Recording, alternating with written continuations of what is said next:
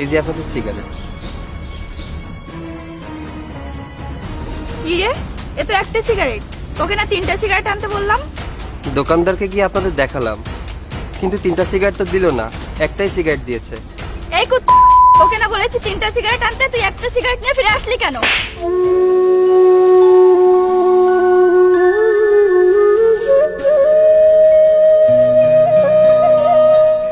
তোর টাকার দরকার, তোর মায়ের ওষুধ কিনবি তাই না?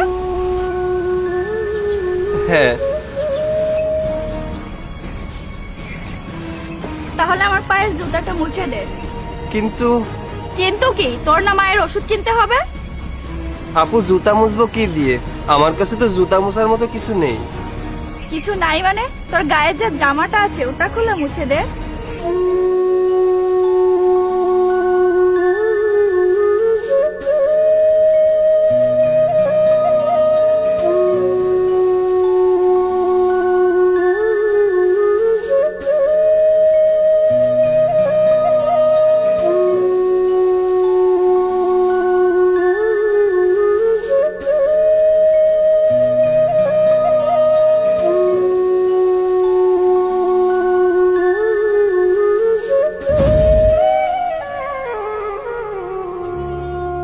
তোকে আমার জুতা মুছতে বলেছি, তুই আমার পায়ে টাচ করলি কেন? আমার ভুল হয়ে গেছে।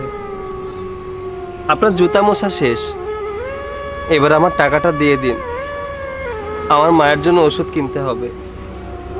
আরে দিব তো, একটু ওয়েট কর। এতটুকু কাজ করে কি আর টাকা পাওয়া যায়? ওয়েট,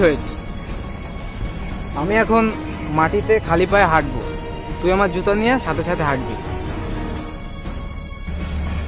আর হ্যাঁ, যদি কোনো আপত্তি করিস তোর মায়ের ওষুধের জন্য টাকা পাবি না।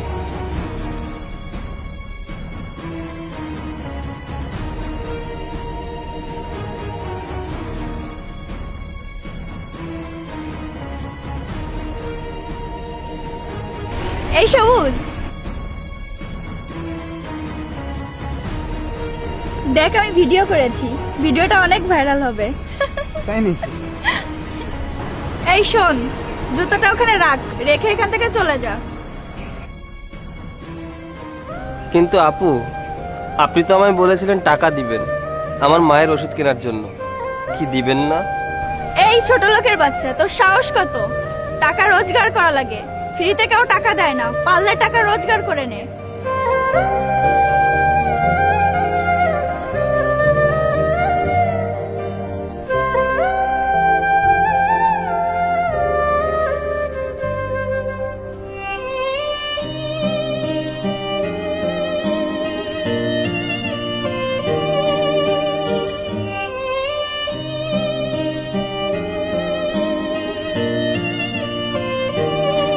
মা, আমি তোমার জন্য ওষুধ আনতে পারিনি,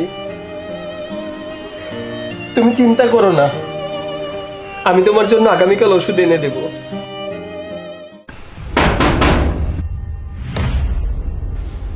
কিরে, এত জরুরি ভাবে ডাকলি কেন? মা মারা গেছে।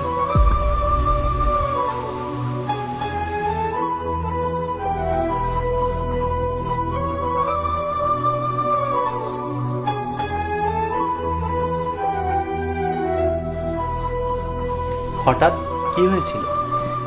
সকালে মা খুব অসুস্থ হয়ে পড়েছিল, আমি বাইরে ওষুধ আনতে গিয়েছিলাম, জানি না কি থেকে কি হয়ে গেল। সকালেই মা আমাকে জিজ্ঞাসা করছিল, কোকা তুই আমাকে খুব ভালোবাসিস তাই না?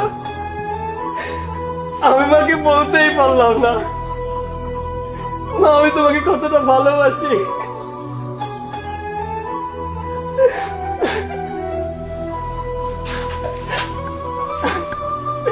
মা আমি তোমাকে মেরে ফেললাম, আমি যদি আগেই তোমার জন্য ওষুধ নিয়ে আসতাম তাহলে হয়তো তুমি আজ বেঁচে থাকতে।